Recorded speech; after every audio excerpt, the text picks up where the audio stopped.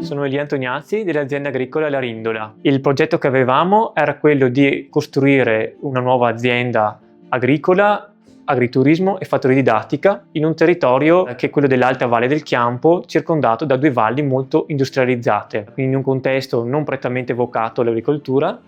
ma di realizzare qualcosa di diverso che prima non c'era. E qui volevamo fare un'attività che fosse però compatibile e in sintonia con la natura, quindi certificata col biologico, compatibile anche con il mantenimento dei prati e dell'ambiente circostante della nostra azienda. La difficoltà che avevamo era quella di diversificare la nostra attività, che non fosse solo agricola, ma che potesse anche accogliere le persone che venissero da noi per fare delle passeggiate guidate, per poter degustare i nostri prodotti e anche per dormire nelle nostre camere. Grazie al PSR abbiamo potuto ristrutturare in 2 tranche l'edificio che avevamo acquistato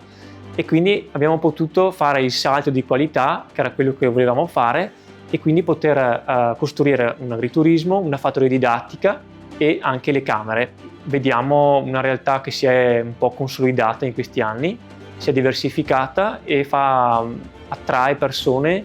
anche da lontano, a volte anche dall'estero, e ci permette di creare un'azienda aperta e non solo chiusa in se stessa, diciamo.